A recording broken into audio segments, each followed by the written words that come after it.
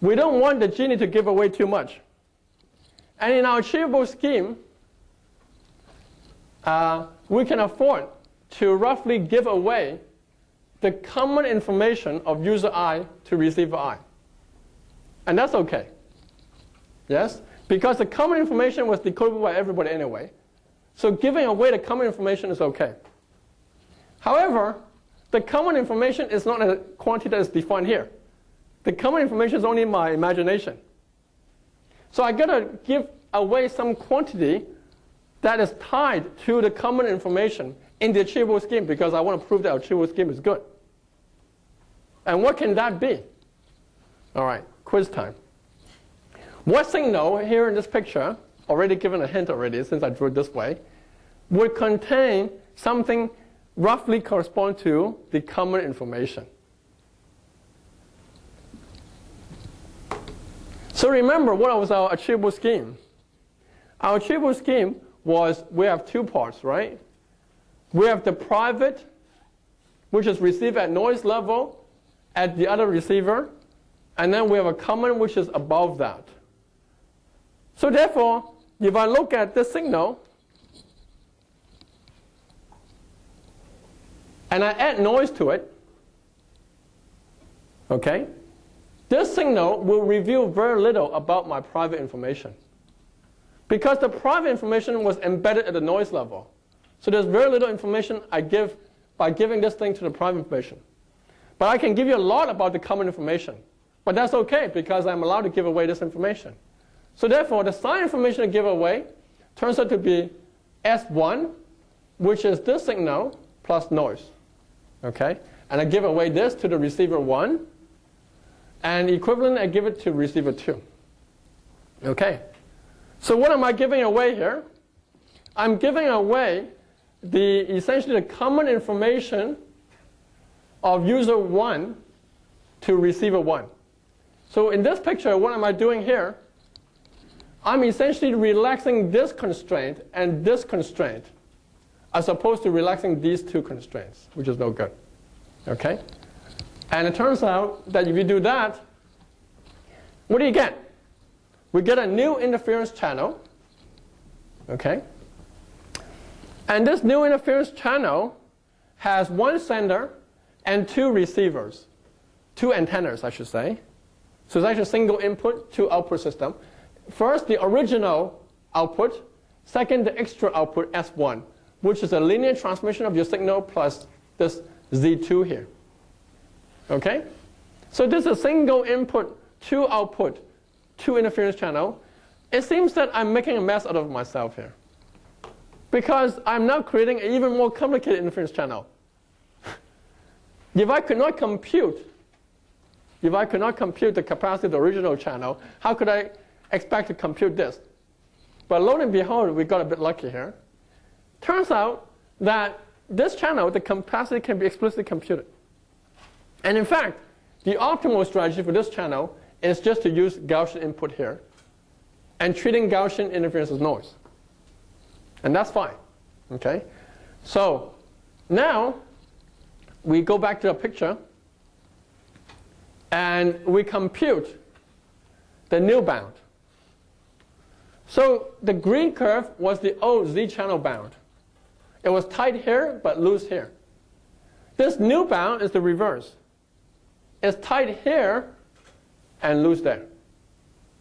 So therefore, when you combine these two bounds, you get a matching bound to our achievable strategy. And this is the only part we need to focus on because this part we already know what's going on here. And so we have come to the second step, which is we're able to show that the red curve is actually optimal, period, in terms of degrees of freedom. So degree of freedom is an infinite characterization. So we need to go back from infinity. And if you think about everything we did, actually, everything we did was a calculation which is explicit. And in fact, we can calculate these bounds in achievable strategy for any finite SNR and INR. Okay? And so let's do that. And we calculate that. And not only we calculate that for the symmetric case, we calculate for the general case for all parameter range. And not only that, we calculate for the entire region and not only the sum rate. So we do that. And it turns out that those two bounds are actually pretty close in a sense that they are within 1 bits per second per hertz of capacity for all values of channel parameter. So in other words, if you give me any rate pair in the capacity region, which I don't know, this scheme, very simple scheme really, especially in the context of how complicated Hahn Kobayashi is, can actually achieve a rate R1, R2, which is at least 1 bit, at most 1 bit away from this R1, R2. Okay. Now, if you give me 3 more minutes, I'll wrap it up, and then I will take a break, and then we'll move on. How about that? Okay. So now we have a 1-bit result. 1-bit result. Recently, there's exciting results. So now we got an approximation results. It turns out that actually this new upper bound can actually be improved further to not only get a 1-bit gap or a finite gap, but it can actually get a 0-bit gap. So 0-bit gap is you can't get better than that. Okay? And free groups, as far as I know, there are 3 groups, maybe there are more, I don't know, have come up with essentially a very similar result, which says that when the interference is sufficiently low, below a certain point, actually the gap is 0. And it turns out that this outer bound is not tight enough. And in fact, if you look carefully at this outer bound, there's something not so smart that we did. Is that we're giving this to the other guy, right? But there's this noise here. I should be free to correlate this noise with this noise. But we didn't. We just make it independent. We got a 1-bit gap and we're happy. But turns out something even better is that if you now optimize over the correlation between 0 and Z2, you actually get a 0-bit gap. But that 0-bit gap only works for a low interference regime. And in fact, if you go back to the degree of freedom plot, it corresponds to alpha equals to 1/3. When alpha is less than 1/3, the gap is 0. Which is interesting. So open question. Very natural now in this picture. In the degree of freedom picture, alpha up to 0.5 treating interference noise is optimal. For the final SNR result, up to alpha 1/3, the gap is exactly 0. What happens between 1/3 and 1/2? Open question. Okay, good. So at this point, I want to take a break.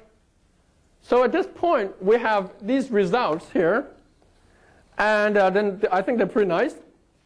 But I was thinking there must be something deeper going below this, behind this. Something deeper. And in the next session, I want to go into that deeper. And in particular, I want to say about how to, in some sense, build a model to explain these results. Okay, good. We'll start again at 11.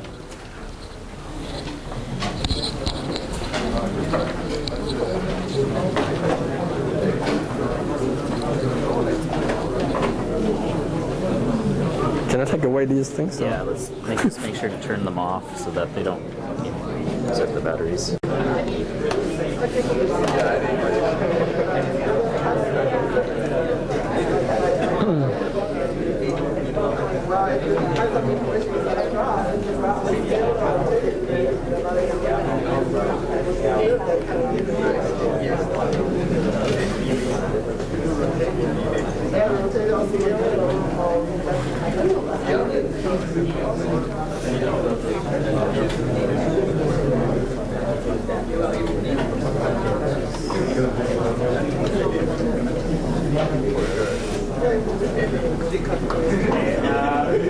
A brief announcement. We had a couple of questions about making the slides of the talks available.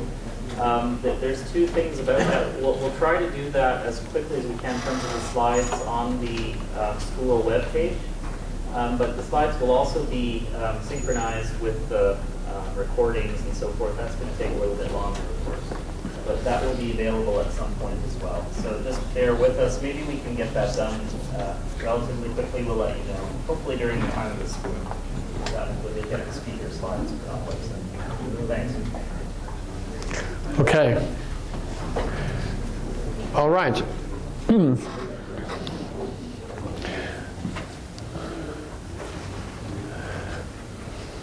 Okay. So in the first lecture, I focused on discussing this one-bit result. I said that the approach we had towards this problem is analyzing the degree of freedom of the Gaussian interference channel in the no-noise regime.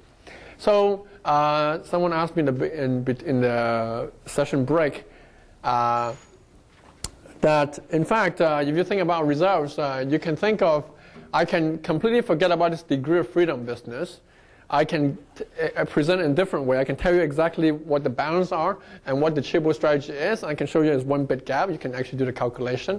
So I can completely forget about the degree of freedom. But it turns out that, one, I want to explain to you how we actually get at the bounds. And I hope you're convinced that the degree of freedom gives a much simpler picture of what's happening and allows us to use that to get not only the achievable strategy, but also the relevant bounds in the various regimes. And from there, we can go back to the finite case and get a good result. And number two is it turns out that actually it suggests something more powerful.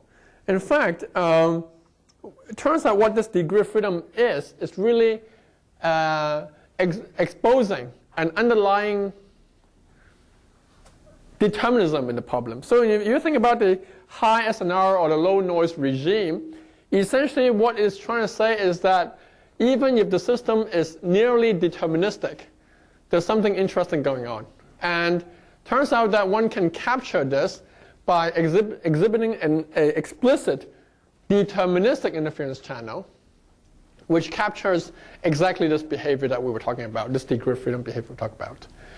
And it is to identify this structure, this deterministic structure, that allows us to generalize this approach to other network information theory problems. And one such problem we'll talk about in this session is the relay network. But let us explain this deterministic channel, and then we'll go back and use this deterministic channel to explain our earlier result. So by deterministic channel, I mean a channel for which there's no stochastic noise at all. And let me explain this model in the point-to-point setting. Okay. So in the point-to-point setting, we have in point parameter SNR, which is characterizing the signal-noise ratio. The capacity, as I said, is in the real model is the half log 1 plus SNR. Okay. So I start with a real case because it's easier to explain.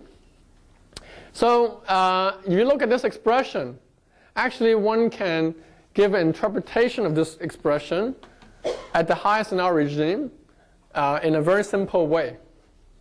So the capacity at high SNR is roughly half log SNR. Okay. I can throw away that 1. Now, the way to think about this capacity is to think about this picture of the communication scenario. So let's assume we normalize the signal power to be unit variance and the noise to be unit variance so that everything is built in terms of this parameter SNR. You can imagine what you're doing is you're transmitting a real number between 0 and 1. Okay? You take a binary expansion of this real number, B1 up to B infinity. These are your bits you can think of. You're trying to convey bits.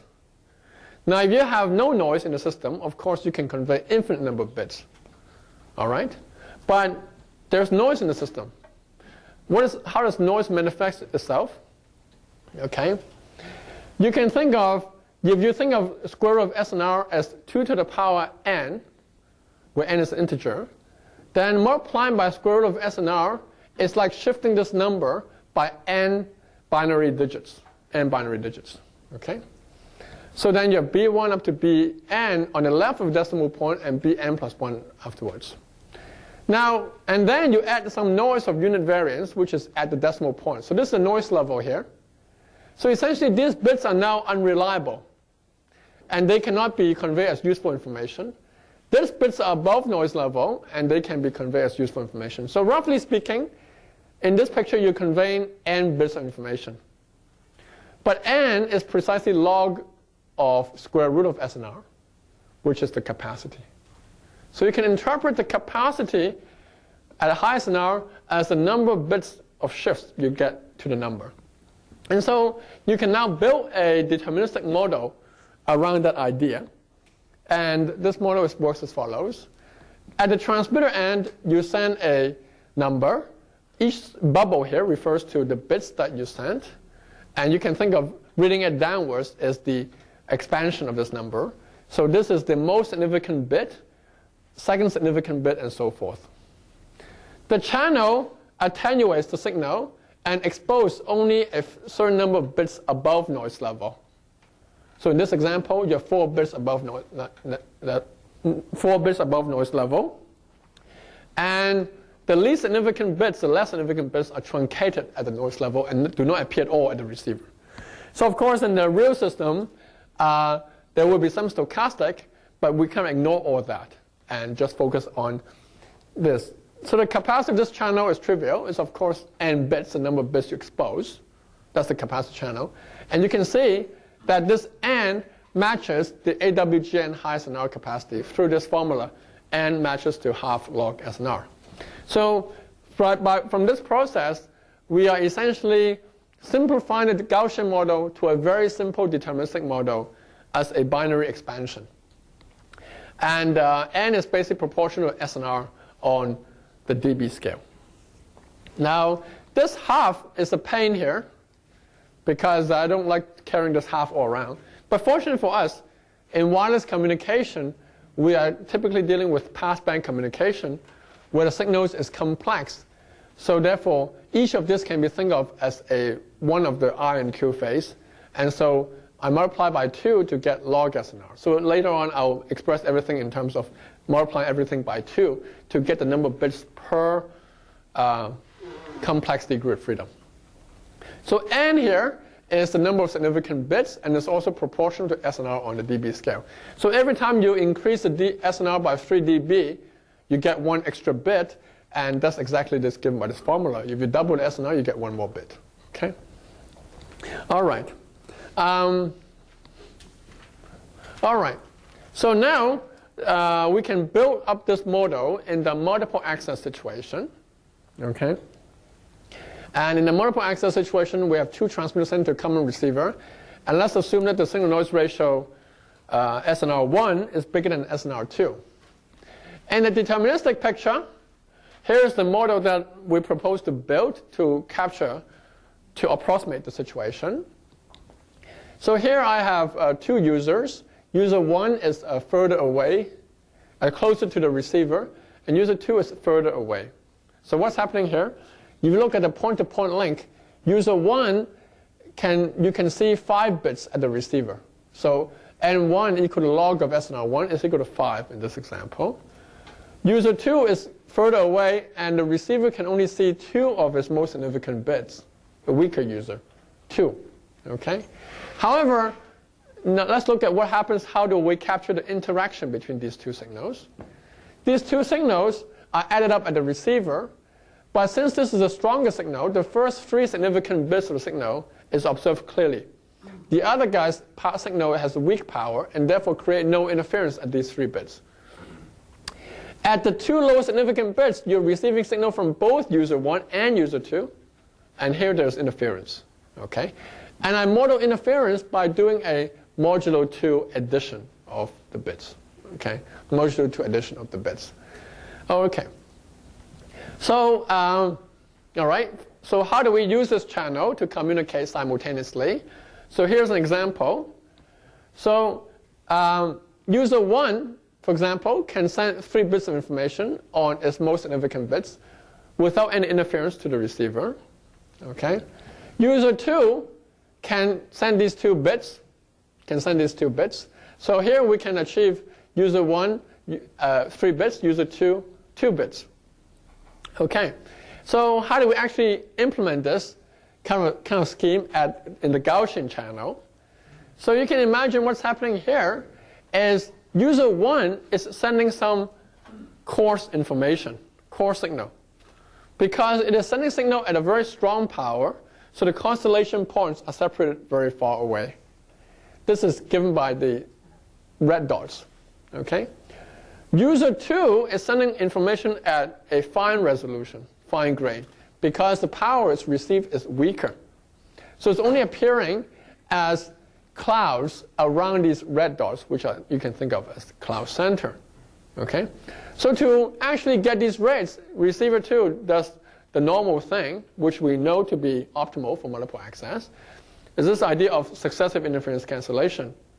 So receiver 1, receiver can first decode the cloud centers, which is the user 1 signal, which are the red dots, strip it away, and then it can get a clear view as to which cloud to look at, and from that cloud it can decode the information from user 2. So this picture is an approximation of this channel, and you can see that this scheme is an approximation of this type of scheme that we know to be optimal for the Gaussian case. Okay?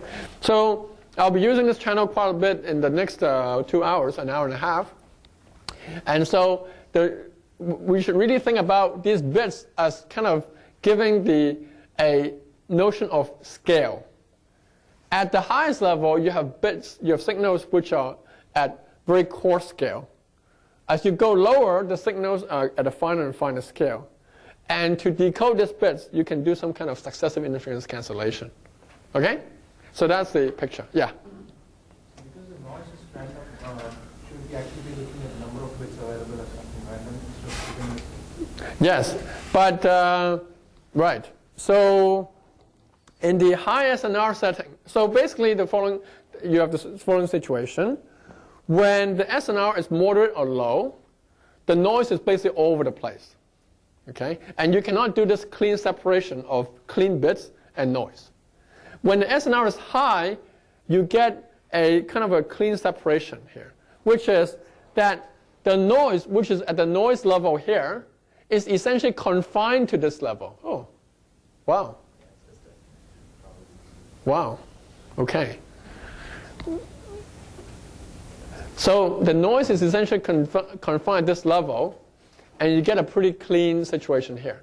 So that's why the capacity of this model, actually the point-to-point model, has a good match to the high SNR capacity of this channel.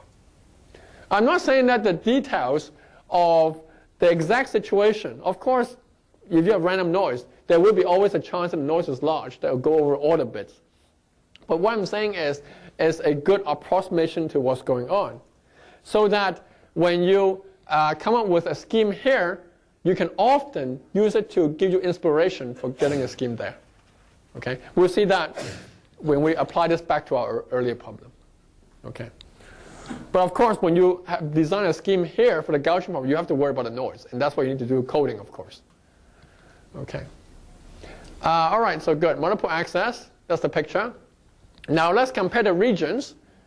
So the multiple access region is given by a log of 1 plus SNR2, log of 1 plus SNR1. These are just the point-to-point rates. I'm assuming people are reasonably familiar with the multiple access channel. And then you have a sum rate, which is log 1 plus SNR1 plus SNR2. Okay, this is a 45-degree sum rate. Now, at the kind of approximation we're making is like this. We are assuming that first we drop off the 1 here, and we're assuming that this is approximately equal to log SNR1. Okay? So log SNR1 is the larger of the two by definition, by assumption. And so what I'm saying is I am approximating this by this. Now how good is that approximation? Well, the worst case error in this approximation is actually roughly 1 bit. Why? Because the worst case is when these two numbers are equal, in which case I'm losing a factor of 2 here, which is 3 dB, roughly 1 bit. So this approximation is roughly 1 bit. And in a more typical situation, remember when I begin this lecture, in a typical situation, SNR1 and SNR2 could differ quite a wide range of SNR. And in that case, this approximation is very good. Very good. So in typical cases, the approximation is pretty good. Very good, can be very good. In the worst case, it's no more than 1 bit. So this region you can show is accurate to within 1 bit per user of the region. So then what is this region? If I make this approximation, you can see that this region becomes, instead of a pentagon, it becomes a trapezium. So the pentagon becomes a trapezium, and the reason is because we're making this approximation. Now let's look at the 2-user interference channel, the deterministic one, multiple access deterministic channel. And the capacity region is given by this. Okay. So you can see that why do we get this region first? It's very straightforward to show. First, N2 can get no more than a rate of 2, yes? And N1 can get no more than a rate of 5, okay? But while N2, but user 1 can always get 3 bits, yeah? Because the 3 bits is all to itself. So we might as well operate at this point. There's no point in operating at this point, okay? Now, beyond 3 bits, suppose user 1 wants to get more than 3 bits, then user 1 and 2 can start sharing those 2 least significant bits. And that sharing is captured by this 45-degree line. Okay? So we start at this point where user 1 gets nothing, user 2 gets 2 bits. We might as well push it up to operate at this point. User 1 gets 3 bits, user 2 gets 2 bits, the scheme I showed earlier. I can further do sharing of the last 2 bits to get the 45-degree line. Okay, so these 2 regions are actually very similar in shape. Okay? And in fact, you can show using degrees of freedom. Oops. What happened to degree of freedom? Oh. Actually, let me just show it on the blackboard. Okay. So we can make all this precise.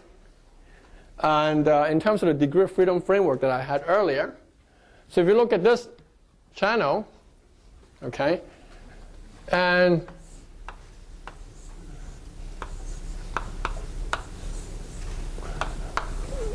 if I scaled SNR1, SNR2 to infinity by keeping log of SNR1, SNR2 to be alpha, okay, which is consistent with what we did earlier for the interference channel.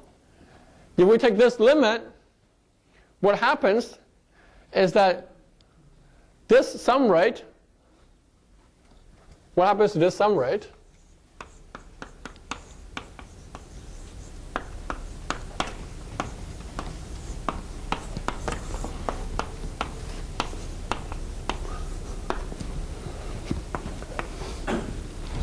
This ratio approaches, what happens to this ratio? 1. Okay. This ratio approaches 1. This ratio, with log SNR1, approaches alpha. So in this limit, this region will become precisely this. And this exactly corresponds to this region. When you scale N2, when you take N2, divide by N1, yes, this region is exactly equal to this. So this says that the degree of freedom limit we took earlier actually makes some physical sense. In fact, the limit corresponds to the capacity region of a deterministic channel, with the 2 parameters being the alpha. So the connection here is that alpha is precisely the ratio of the 2 numbers, which corresponds to log of SNR1 and log of SNR2. Okay? So this example shows that the deterministic model indeed captured the degree of freedom limit of the channel. Okay, good. Now, you can do the same thing for broadcast. And in the broadcast case, you have, remember, 1 sender and 2 receiver. Excuse me? Yes. In this limit, you only took limit SNR 1 tends to infinity, or both of them tends to infinity? Both of them tends to infinity. SNR1, comma SNR2 go to infinity. Okay, good. So broadcast. So in the broadcast case, you have a single transmitter sending to 2 receiver. Again, we assume SNR1 is greater than SNR2. So in a deterministic model, this situation can be captured as follows. Okay. You have a single sender. The strong receiver can see, say, 5 bits of information. The weaker user, being further away, can only see 2 of the most significant bits. Okay? So therefore, the first 2 bits can be used either for receiver 2 or for receiver 1. The last 3 bits can only be used for receiver 1 because only receiver 1 can see those last 3 bits. The other receiver is too far away, and those bits are below noise level and cannot be observed. Okay? And you can show very easily the capacity region of this. The capacity region of this is, again, looks like this. The actual region is a curve, as we know from the broadcast channel. And you can show that this curve and this thing is, again, within 1 bit per second per hertz of each other. And again, you can take this kind of degree of freedom limit to make this thing, if you scale it appropriately, to converge to this blue curve. Okay. Okay, so now we have built up enough of the machinery. The point-to-point and the multiple access model together allows us to specify essentially any model that we want. In particular, we can now go back to the interference channel that we looked at in the beginning of this morning. So back to our favorite 2-user interference channel. Here is the deterministic model. Yes? What do you think is the practical application of this deterministic model? I mean, what kind of setting would be a highest NR? Wireless is fading, right? So how could you model fading environment with deterministic model? Well, first of all, wireless doesn't have to be fading, right? Fading is one aspect of wireless, but certainly there are many point-to-point links and so forth, many line of sight and so forth. Yeah, so you're asking a question, I think that, so what am I trying to do here, right? So I'm trying to say that, okay, so we have this 1-bit result. We have this 1-bit result. What I'm trying to say is that actually there's a structure behind this problem. So in some sense, I am not, so the result that is perhaps of potential practical relevance is that 1-bit or smaller gap result, right? But I want to explain to you sort of how one can explain that 1-bit result using a different way. So in some sense, I'm not, so the practicality is at the end of the day, whether you can use this deterministic model to get more of these approximation results, which are accurate enough for give you insight as to good schemes to use, right? That's the end of the day. And I'll show you some examples of that later on. Yeah? You cannot prove that one-bit result with this model. You just can explain it, right? No, actually, we can prove a gap. So it turns out that the capacity region of this deterministic channel is within a constant gap of this channel. So for any general Gaussian network, you can say that if you have a No. Not any general Gaussian network. Just this specific. I'm just talking about this specific. So every result will take work, yeah. But I'm not providing a recipe. Otherwise, everyone can go home now. I'm providing a potential approach. Yeah, potential approach. Okay, not my phone. Good. Okay, right. So I'm not making any claim like that. Yeah, my question was basically, if you didn't have that result, that within 1-bit result for the interference channel, could you just start with this deterministic model and get that result immediately? Oh, okay, I see. So, so yes, we can. So we can start with, so if we didn't have those results, and somehow a genie-aided way of telling us that this deterministic channel is the right thing to do, we can compute the capacitors, which I'll show later, And actually, we have a result which approximates these two channels to within a constant gap. Now, that constant I don't want to show people, because that constant is not a very good constant. That constant is like 42 bits or something like that. It's still constant, but it's 42 bits. So That doesn't mean it eventually may not work. You maybe come up with some. that's ways right. Yeah. That might be interesting. Yeah. So no. So currently, I can tell you, currently we have a constant gap result, but it's a much weaker than a 1-bit gap result. Currently, yeah. Right.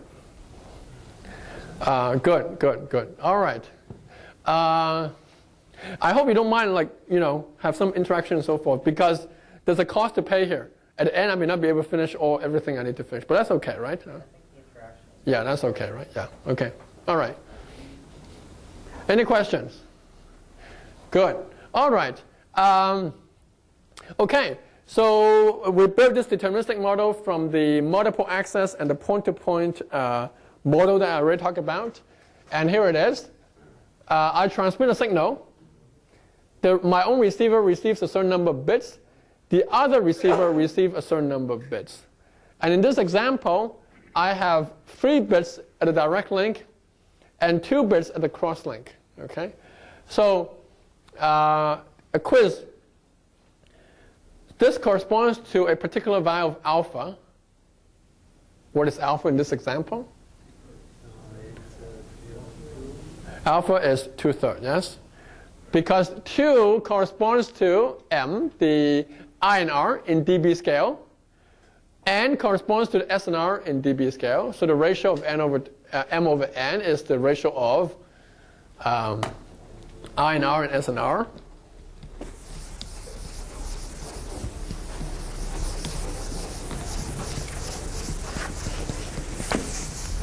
Okay.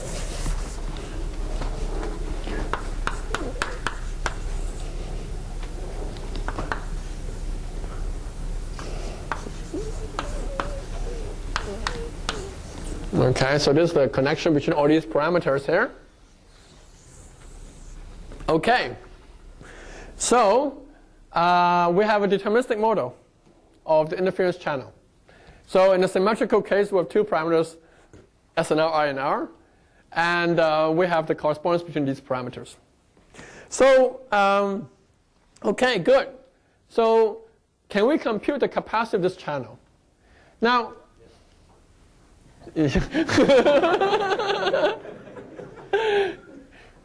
that's interaction.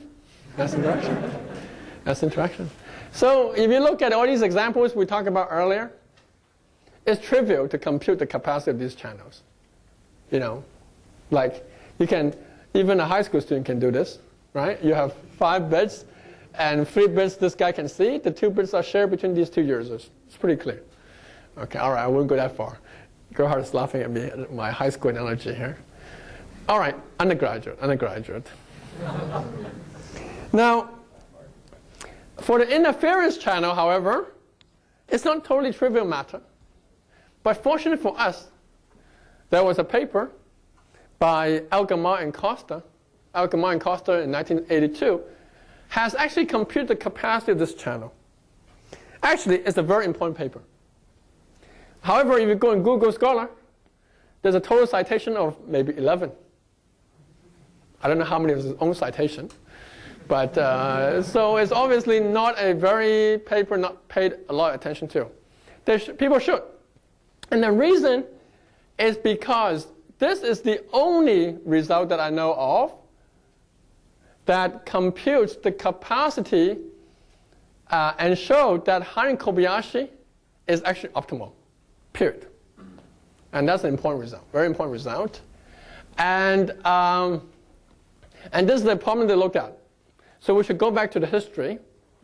And this is 1982, and this is a direct scanned copy of the channel that they had in the paper. So I gave this talk at Stanford, and I showed this slide to Algamar, and he was quite amused at the fonts that they used there, I guess.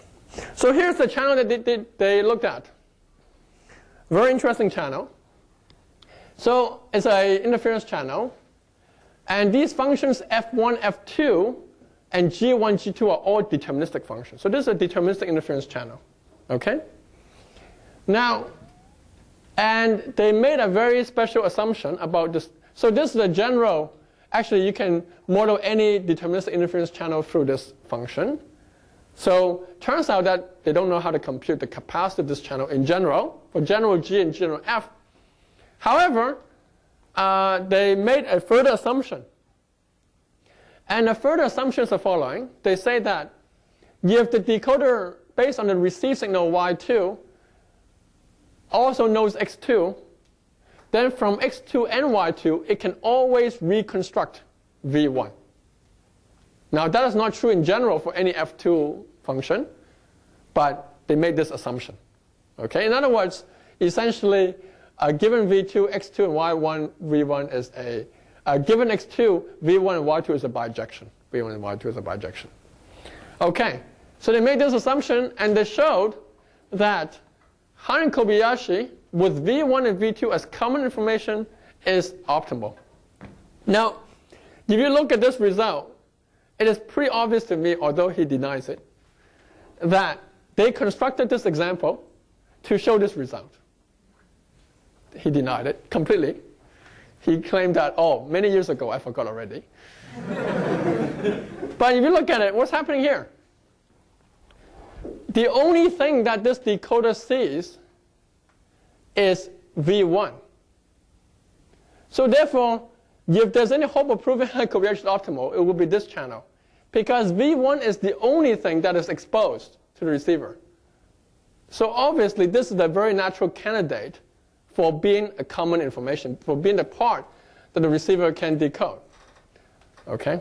And indeed, they show that V1, V2 as common information is optimal. And in fact, when we first got the result, the outer bound, I didn't show you last time in the morning, but actually our outer bound is really a modification of the outer bounds in their paper. Okay? In fact, their outer bound, one of the outer bound, precisely give V1 to decoder 1 and V2 to decoder 2. We cannot give V1 and V2 to decoder 2 because otherwise, in the Gaussian case, you have given everything. So what we do is we add some noise to it and give to decoder 1. Okay? Of course, you have to add the noise in a smart way, and we weren't that smart. But if you do it in a smart way, you can actually get good results.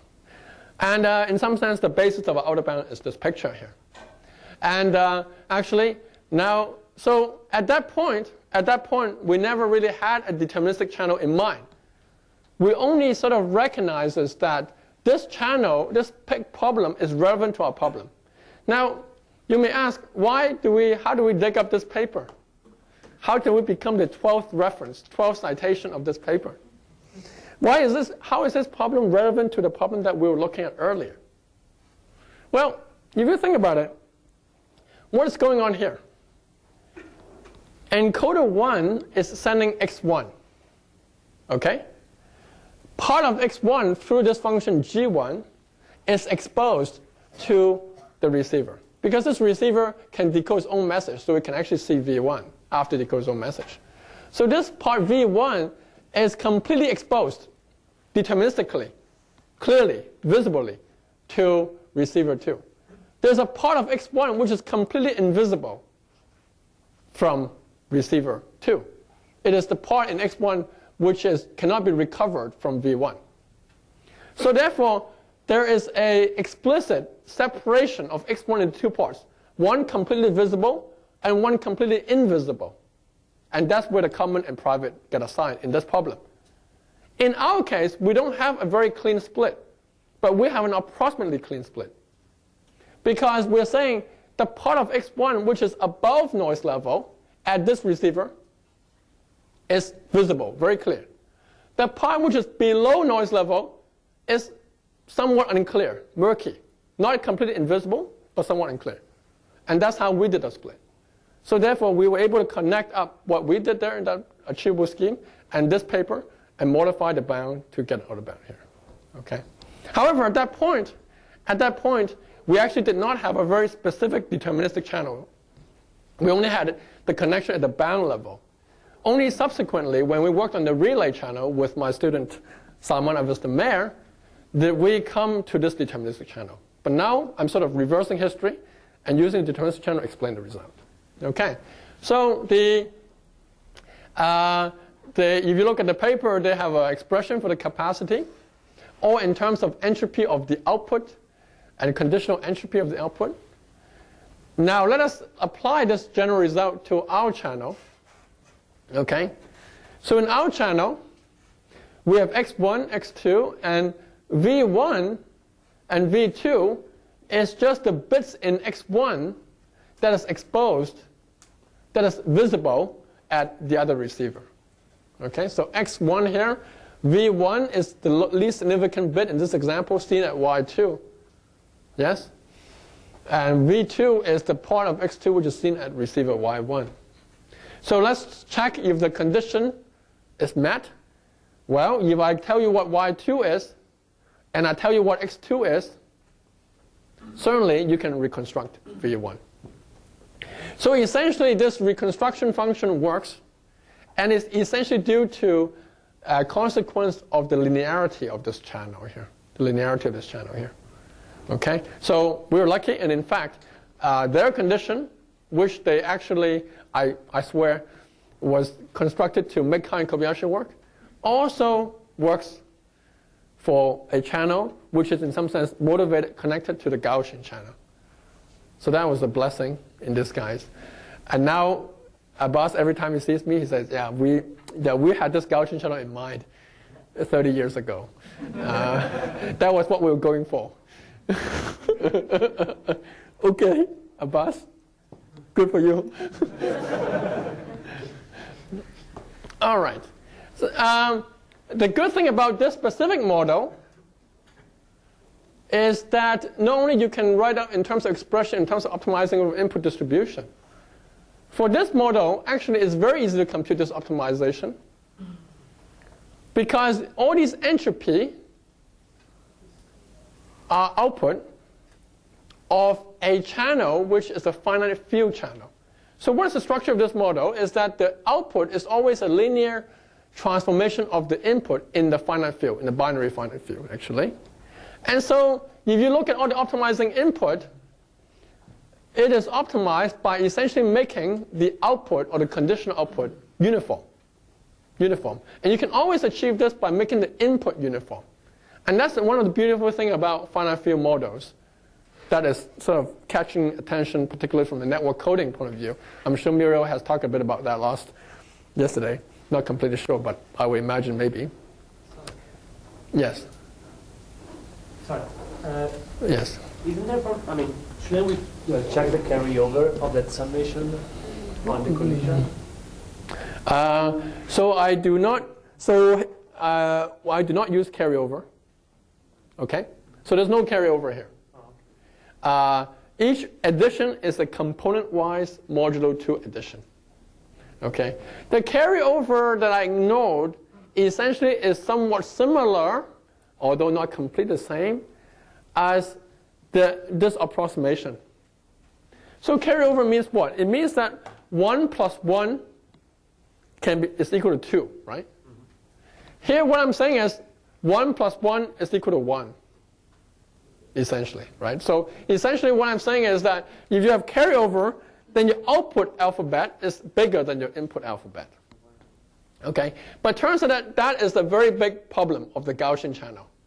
The fact that the output alphabet is bigger than the input alphabet makes a lot of problems unsolvable, or very difficult to solve. Exactly. But what I'm saying is that if you a finite field model, the output space is essentially not expanded from the input space. And what I'm saying is that because of this nature of this approximation, at least in the cases we looked at here, that approximation is not bad. Yeah. I'm not claiming in all cases this approximation is not bad. But in this case, it's okay.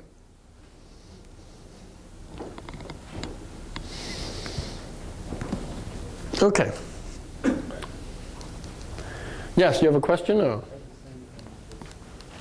Okay. So, all right. So, good thing about this is you can simultaneously maximize all entropy terms. And actually, So now we can compute the capacity of this channel. And it turns out that the curve that we compute with this deterministic channel in general identically matches the degrees of freedom region of the Gaussian channel. And in the symmetrical case is what I plot here. Okay, so now we have a clearly pretty striking connection between what is happening in the Gaussian world and the deterministic world. And actually the good thing about deterministic world is actually you can see everything very clearly. And in fact, I can use it to explain why, at least partially, why I have this very interesting non-monotonic behavior. Okay? So let's see what happens here. So I want to now use the deterministic model to explain why this curve goes down and then it comes back up again. Okay? So let's first look at the point 1/3. So at alpha equals to 1/3, I can construct and look at this deterministic channel. 3 bits is seen at the receiver. Only one of the MSB is seen at the receiver. 1/3, yeah? Now, this curve says that I should get a rate of 2/3. Yeah? 2/3 means that out of these 3 bits, I should be able to get 2 bits through. It's pretty clear how you do it. You send the first 2 bits. This bit is percolating over here as interference, and so it precludes the transmission of information at the lowest level. Okay? All right? So therefore, you get 2 bits. Now, let's look at what happens as I increase the alpha from 1/3 to 1/2. Okay? So at 1/2, let me draw a picture here. 1/2.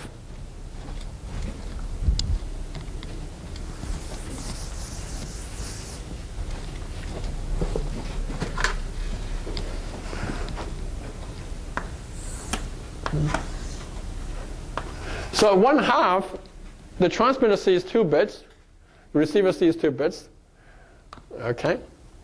And 1 bit is appearing as interference. Right? This is the alpha equals to 1/2 channel.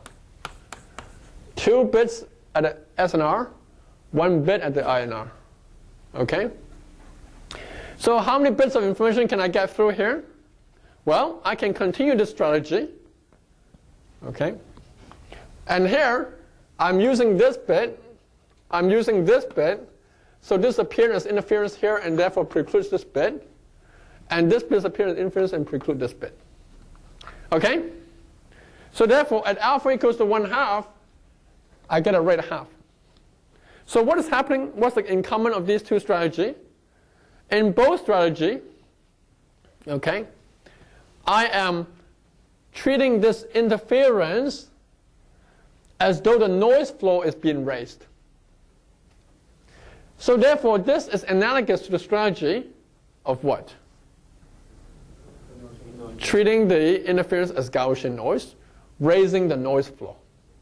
And I'm setting the bits above the noise floor, and this is my essentially log SNR. So essentially this is my SNR, and this is my INR, and I subtract that in dB scale, and I get the 2 bits left. Okay, so this is pretty clear. Now, as I increase alpha, what happens? As I increase alpha, this interference flow is being raised here. Yes? And in fact, when alpha equals 1/2, the entire signal is appearing as interference. So here, only part of the signal is appearing as interference here. But as I increased alpha, the whole thing is becoming interference. Okay.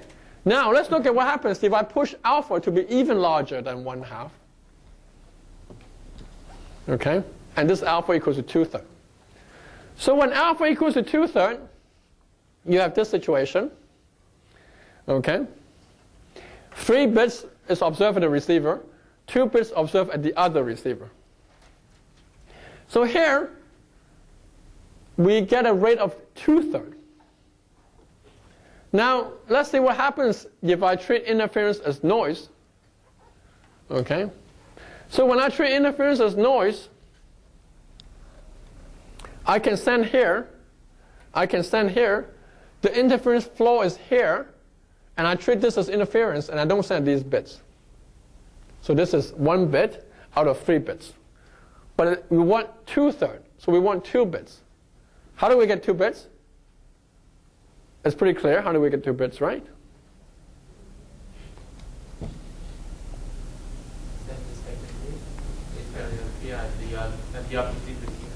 The second bit is not available. But the third bit is available. Look at the third bit. There's no interference there. So this guy can send a third bit, this guy can send a third bit, and get 2 third bit. So what's happening here? And this example illustrates very clearly why treating interference as noise is not a good strategy overall when alpha is large. When alpha is large, basically the interference flow is raised, but since you are sending not Gaussian noise, but signal, information-bearing signal, this signal has structure. And the structure of this signal is manifested in the fact that there is a hole here below this point. So therefore, what you're sending is actually a signal, which is a coarse signal, and in between these code words, there are actually holes there. Those holes will not be present if they were just pure Gaussian noise. But because of the structure of the signal, it has hole. And you can take advantage of that hole by getting a double the rate by sending this bit below the noise. To actually implement this in a Gaussian channel, you have to essentially decode this information first, your own information, and then decode the other guy's information, the common information, and then decode your own information again. Okay? This is basically the private information. Private information, because this part is not visible here. Okay? So this is a very good example of why treating interference as noise is not optimal, and why having a larger alpha can be beneficial, because it opens up holes in the signal that you can take advantage of. Okay, good. All right. Okay.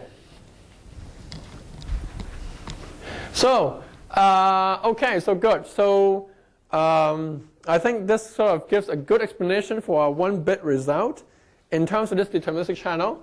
But now, once we have a deterministic channel, we can start using it for other problems. So one natural question was the question asked earlier, which was, what happens when there are multiple interferers? So in a lot of situations, there may not be just one interferer, but maybe 2 interferers and so forth. And the question is, what is the capacity region of a k-user interference channel? Well, we haven't solved that yet. We're still quite far away from it.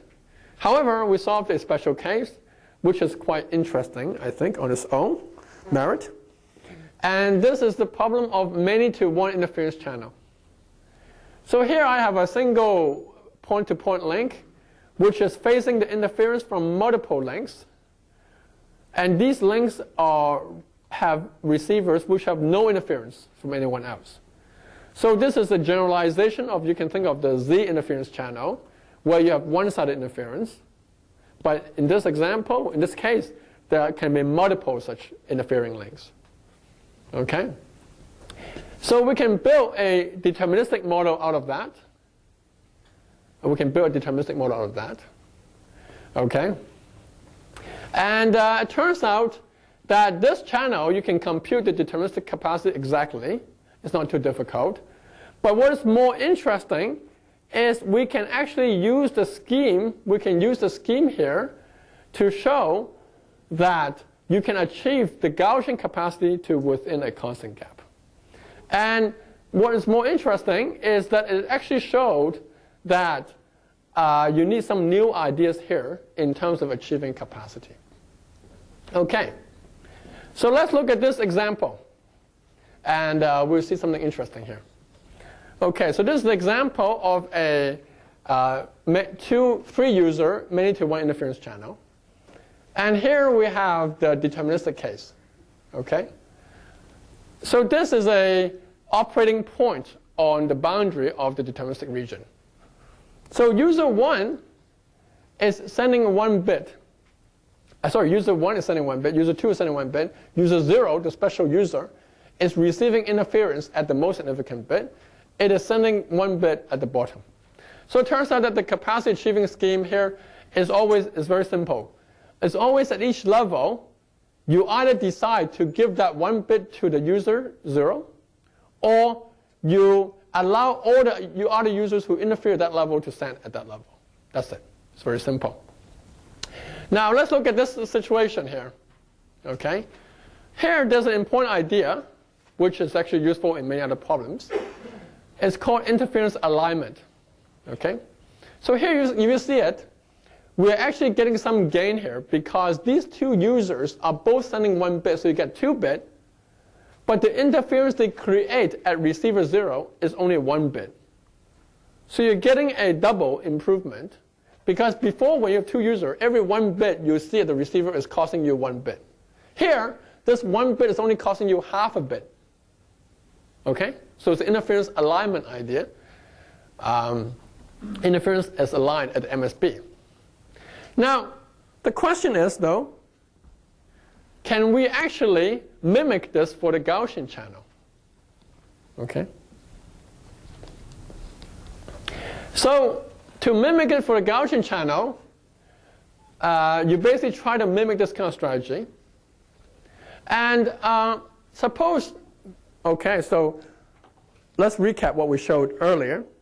We showed that Gaussian Hayek-Kobayashi, a very simple Hayek-Kobayashi, Gaussian Hayek-Kobayashi, is within 1 bit optimal in the 2-user case. So a natural question we had, one question we had, was Gaussian Hayek-Kobayashi also optimal or within constant gap optimal in the general case when you have more than 2 users? This example shows that it's not the case. And here's why. So suppose user 1 and user 2 use a random Gaussian codebook, okay, to deliver this 1 bit of information. All right? Let's see what happens. User 1 picks a random code. User 2 picks a random code. If you add these 2 random codes together, okay, if you add 2 random code words together, what you will see is a mess. Okay? So each of these code words are sparse because you want to leave that empty. You want to send only at the highest level and therefore leave the bottom level empty for the transmitter 0 to send. But if you use 2 independent random Gaussian code, and in fact, even if you use the same random code, if you add code words together, everything becomes very dense, and there's no room for transmitter 0 to send in the Gaussian channel. So it turns out that what you need to do is to use some kind of structure code. Okay? So here, the picture is that each user should use the same code, each of which is structured to be a lattice code, so that when you add the 2 codes together, the output is the same lattice by definition. Lattice means that if you add any 2 code words, it remains in the lattice. So the received signal at this level is still lattice, and there's still room enough for user 0 to send at the final resolution. So this example, I think, is theoretically interesting because it demonstrates that Gaussian Hayek-Kobayashi is not only not optimal for more than 2 users, but it could be within an unbounded gap optimal. So in other words, using this example, you can create a scenario where Gaussian Hayek-Kobayashi is much worse, arbitrarily large gap worse than this strategy. Okay. All right. Okay, so recap. We showed that the existing strategy is within 1 bit optimal, the Gaussian Hayek-Kobayashi, although we have a very simplified version of that. But we can show in a many-to-1 case, a new strategy based on lattice code can do much better. And this proof, I believe, is very difficult to see without the deterministic channel as a basic structure. Okay? So that's why I propose that the deterministic channel can be a good tool to use to think about a lot of these problems. However, the general K user interference channel, where your full connectivity between all receivers is still open. Okay, so there's still work to be done here. Work to be done here. It's not an easy problem. Okay, so lecture 2, yes. Yes. Okay, so it seems to me the same reasoning applies to non-Gaussian additive noise channels. So what's so special about Gaussian additive here? When you use noise as Gaussian? Yeah, so I believe that we can probably show a constant gap result for non-Gaussian problem as non-Gaussian additive channel as well. I believe. But the gap may not be 1 bit. It may be some other bit. Yes. So that's why I said I believe, because I don't have a proof. But I'm just conjecturing. Yes. Now, question that how does this alpha relate to the Gaussian interference channel in terms of H11, H12? So, sorry? The alpha? how does it relate to the transfer function H11, H12? So INR is the transmit power times H21 divided by the noise power. And SNR is the transmit power times H11 divided by noise power. So we assume the powers are same at both users? I'm just using a symmetrical case to show the ideas. But we have all results we have extend to general case. So suppose we assume that both have same power P. Yes. And we take its limit going to infinity. Yes. And what we get is that the transfer functions are a function of the power. The transfer function. What do you mean by transfer function? By transfer function, I mean like H11, H12, channel gains. Yes, channel gains. They turn out to be a function of the power. If we assume like the same power, because INR is SNR is to power of power. So what we get is like H11 and H12 are related to each other by P. So is that a reasonable assumption? So hold on. Let me write it down.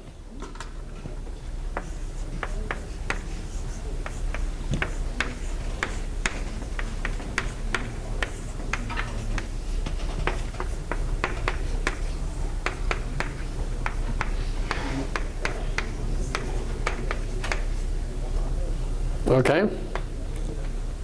Okay, so from this equation, log INR by log SNR is equal to alpha. You get an INR is SNR raised to the power alpha. Yeah. Right, so you get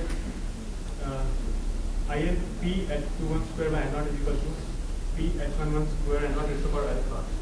So you can think of, I'm just reparameterizing the problem, right? So in other words, when I'm taking okay, so first of all, for a finite size system, you can always compute INR, SNR, alpha, P, H1. If you're given a bunch of other parameters, you can always compute the other parameters. No problem. So you should not be thinking of what a function of what, right? It is only, the only place where I use this alpha was in taking the limit, when I fix this alpha. So in other words, I'm taking limit in a certain way.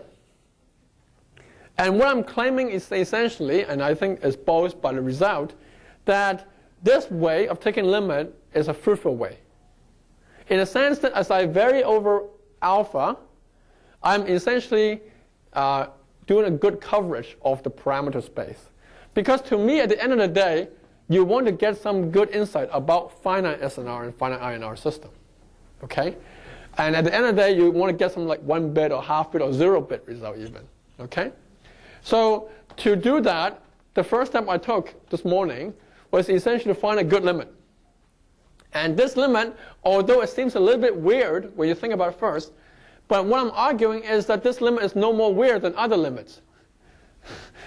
So all limits are equally weird. So what at the end, what matters is whether you get a good result after you take the limit. I guess that's my only argument. So in that example, I'm taking P by N0 is going to infinity. Sorry? So when you write SNR is P epsilon 0 square by N0 and I. Yeah. So we are assuming P by N0 is going to infinity. Is that what you assume? I'm assuming S and R go to infinity, I and R go to infinity. This could be you fix the P and H11 go to infinity, and noise, or you can make noise go to, I don't care. Okay, all I care about is S and R and I and R go to infinity. And the ratio is equal to alpha. Okay?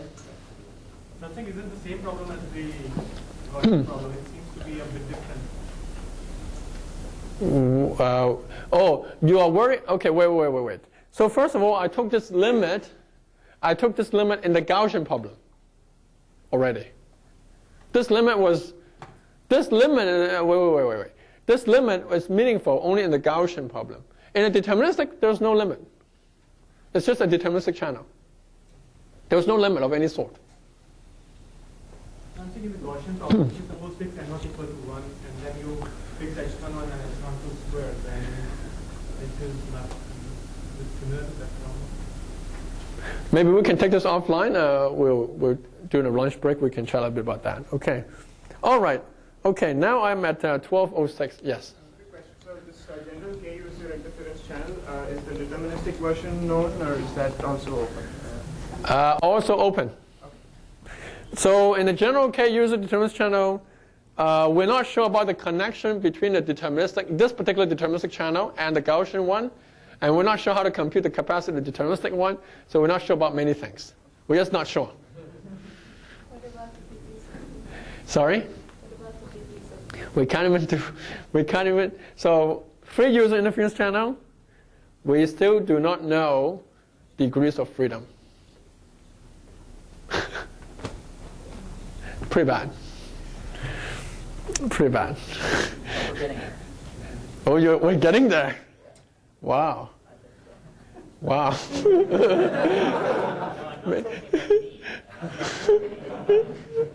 talking about everyone. All right, everyone. Good. Everyone.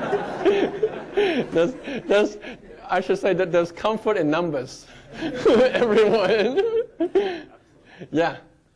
There is this work was said about interference alignment. Yes. Interference channel. I'm not sure if you can compare these two different approaches. How do you compare? Yes. Right. Yeah, I think that's an important result. The reason why, because of the limitation of 4.5 hours, I did not go into full detail about those results, but just a few words, is essentially their model, they're looking at more complicated models where you have some sort of parallelism in the channel. Oh, okay, sorry. The question is, there are a bunch of results by Kandani and his students, and by also Saeed Jaffer and his students on this idea of interference alignment as well. Their interference alignment is happening, you can think of, in signal space. So essentially, they have a parallel channel where you have fading across the parallel channel, maybe across frequency, across time, or a MIMO channel. And using that, they create a dimensionality in the signal space, and they do interference alignment in the signal space. So here, the interference alignment is sort of at the scale space. Because here I'm saying that I want to align all the interference at one level, signal level. So, of course, it's related in the sense that both interference alignment, but it's taking place at sort of different dimensions. Yeah. Okay, good. Now, so, okay, so how should I do this? Now, I have this relay networks.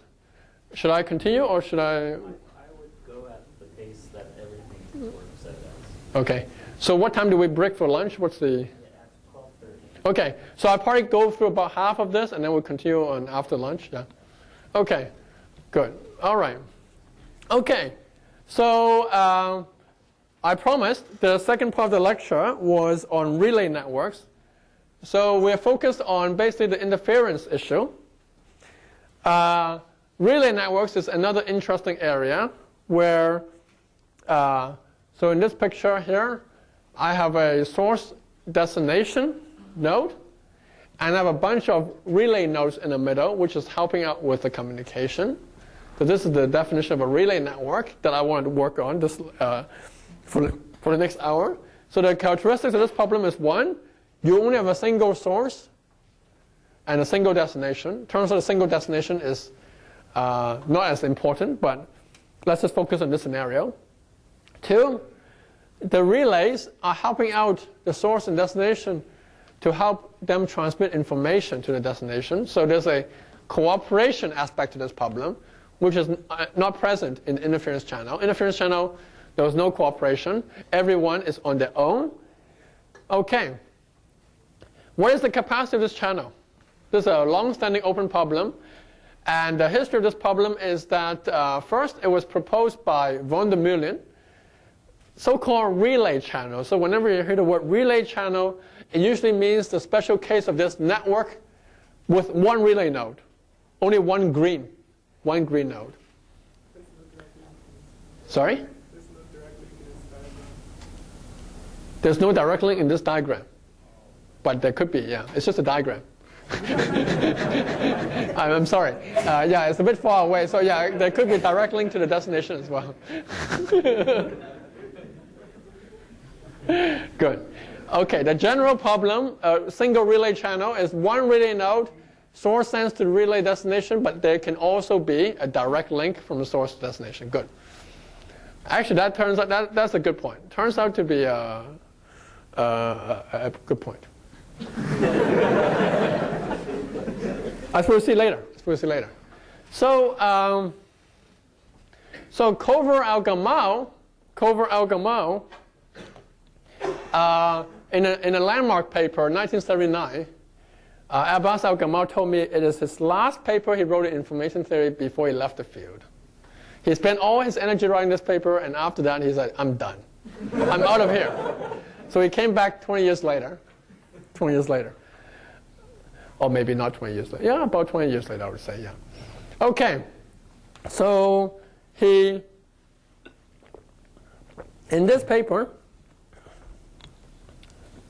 he provided a whole array of achievable strategy. So as opposed to Han and Kobayashi, which has one strategy, they have a bunch of strategies. I don't know if that makes it easier or harder for the field, but at least more things to play around with. Decode and forward, where each node, well, actually it's for one node, it's for a single relay, where the single relay decodes the message and forwards it to the destination. And the destination takes the signal from the source and the transmitted message relay to jointly do some decoding. Partial decode and forward, where the relay does not decode the whole message, but only part of the message, and then forward it. Compress and forward, or quantize and forward, which refers to not decoding the message, but just quantizing the signal, received signal, forwarding to the final destination, and perhaps using some kind of side information that the destination already received from the source to recover the compressed, the quantized information at the relay, and using that recovered signal to jointly decode the message. This is compressed and forward. So there is some so-called Wiener-Zipf side information coding involved, source coding involved in this scheme. Beautiful paper, a lot of strategy, but I must say, a little bit disappointing because in some sense, there was no realistic channel there that was actually solved. So the case that was solved, there were one case we were solved, which they emphasized a lot, is the degraded relay channel. I think that is not a wise choice of term, in a sense that people thought, oh, the degrade broadcast channel is solved, the degrade relay channel is solved, then we're done, because Gaussian equals degraded. However, if you look more carefully at that paper, the degradation there is physical degradation. Physical degradation means that the relay information is directly received at a destination plus noise. That is not physically very good, because physically what happens is that the relay noise will be independent of the destination noise. And once that happens, you don't have physical degradation. And in that case, they cannot solve the problem. And not only that, they never give any guarantees of how good these strategies are, as far as I understand. So recently, there has been quite a lot of generalization of these techniques to more than one relay. to more than one relay. I must say, reading these papers have been a little bit, although Gerhard is sitting here, I meant a bit tough going. Tough going. In a sense that it is hard, really hard, I think, to sort of think about it qualitatively, what's going on here, in the sense of what the performance of these schemes are. It's very hard to actually evaluate the performance of a lot of these schemes, especially compressed and forward. Because compressed and forward actually involves auxiliary random variables. And it is not clear, again, what the optimal auxiliary random variables are for a lot of these problems. Okay. So we are hoping that the deterministic model can shed some further insight on this problem. And here's the plan of attack. There's basically only one bound in town, one upper bound in town in the relay channel. Recently, there's been some other work which says that that may not be true. But for the Gaussian channel so far, there's been one bound in town. And this is the cut-set band. This is theorem 14.10.5, 10.1. 14.10.1 of Cover and Thomas. Okay. Which, by the way, Abbas Al-Gamal insists to me several times that he was the first one who came up with it. And that Cover did not give him appropriate reference in the book. Maybe in a new edition he has. Family feud. Family feud. So a natural question which we want to ask is, okay, so we have this whole array of schemes. Can we actually, even if we cannot prove optimality of any of these schemes, can we actually give some guarantees of this scheme? In other words, can we say, okay, how far are these schemes from the cut-set bound? Can we show, for example, that they are, say, within 1 bit or within a constant bit of the optimality of the cut-set bound, independent of the channel parameters, the channel gains? Can we make some statement like this? And if that's not the case, can we find a scheme which can? Okay? And we approach the problem via the deterministic channel. So let me show a few, by the way, the results I talked about in this part is mainly due to my student, Salman Avdistamer. John worked with Suhas Gavi. Okay, so let's go through a few examples. Start with a single relay node. So in this case, the channel is characterized by 3 numbers. The gain from the source to the relay, HSR. The gain from the relay to the destination. Then the gain from the source to destination. 3 numbers, basically. Now, we can build a deterministic channel. We can build a deterministic channel for that. So here, we have a single source. The gain is reflected in the number of levels that is visible at the receiver. The larger this number is, the stronger this gain is. And you can think of this number as a gain corresponds to the signal-to-noise ratio at receiver 1. At receiver